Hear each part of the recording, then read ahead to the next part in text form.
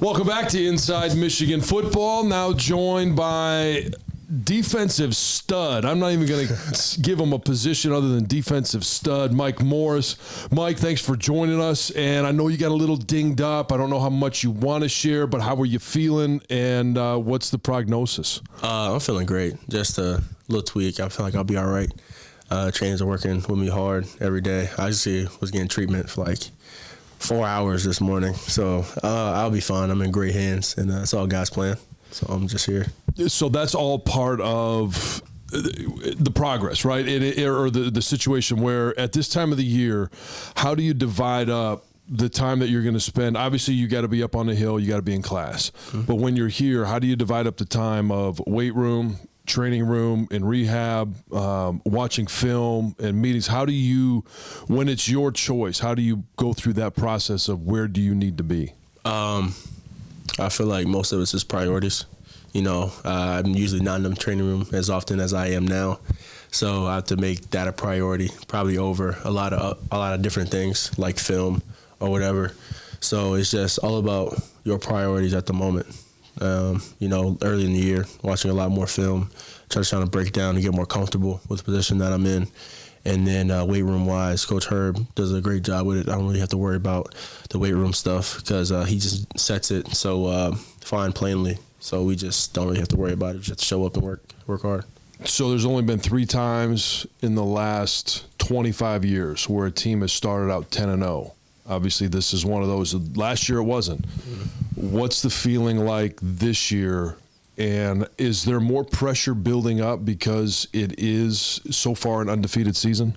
I really wouldn't say there's pressure. I mean, we're obviously 10-0, and everyone's making it a priority to circle us on their schedule. But we embrace any and every form of we embrace every opponent. You know, we're not really looking at we're like the strength staff says, we're a 10-0 team, hell bent on being 11-0. But I don't necessarily look at our record. We're a bunch of just hungry dogs, just ready to play football, and we hunger for it. You're about to play who I think is probably the best rushing attack that you guys are going to face this year. What type of challenges do you have when you look at Illinois and their explosive running game? I definitely look at number 2. Number 2 is arguably, I don't think it's arguably, but arguably one of the best backs in the country. You know, he has the most rushing yards in the NCAA. So we just got to make it a priority to stop them. Take away their running game. They pass like around 30-some% of the time. But if we take away what they're good at, then they have to result to something that they're not good at. And we're going to take advantage of it. I feel like we do that very well, and our coaches do a great job in game adjustments. So I feel like we'll be perfectly fine. How much do you guys think about taking away what they do and taking away their number 2 so that our number 2 shows out better? I mean, I was thinking about that. I was like, dang, what if like we hold them to like 2 yards and then Blake just has a day, and then Blake just goes up to be the rushing leader and the scorer in the league as well, and it'll be like, then that would just push Blake into the more of a Heisman candidate. So, I mean, that'd be great. We definitely make a priority not only for us as a defense, but to definitely help our guy out in that Heisman race. Do you guys talk about that in the locker room with Blake? Nah, I'm sure he don't like talking about it. Blake's not really a guy who likes to praise himself. He's more of a get it out the mud kind of guy. So I'm sure we don't push his buttons like that. But when he's not in the room, we definitely are like, yeah, Blake's winning the Heisman. If he isn't, like, he's going to be there, and that just boosts his draft stock even more.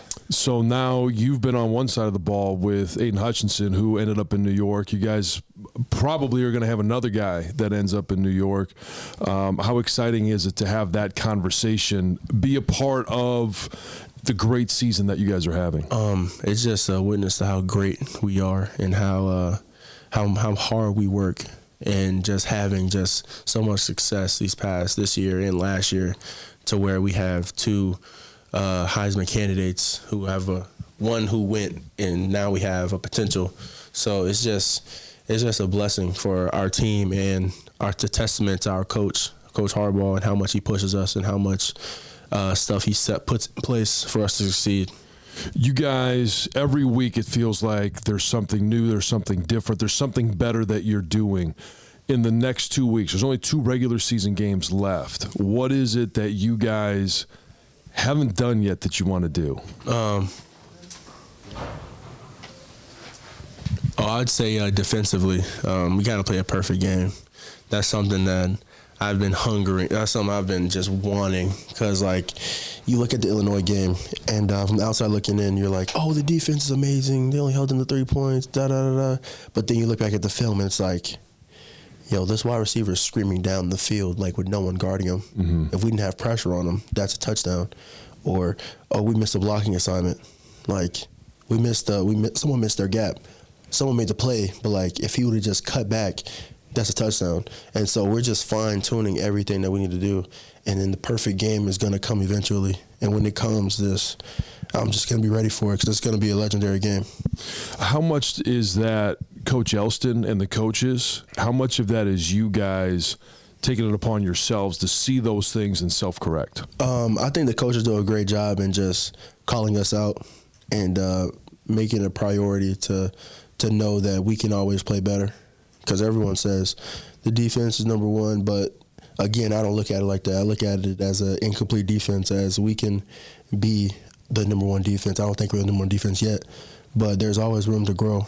And once we make that growth and we fine up, then we tune up those tight bolts, those loose bolts, and we just keep fine-tuning what we need to do. I feel like then that's when I will officially say that we're the number one defense in the nation. Senior Day is on Saturday. How fast did this game come? Man, I was just talking to Jay Truss about this. I was like, dang, Jay Truss, I was just here. And he was like, yeah, you came in your FSU gear, all geared up, you and your dad. I was like, man, that's crazy.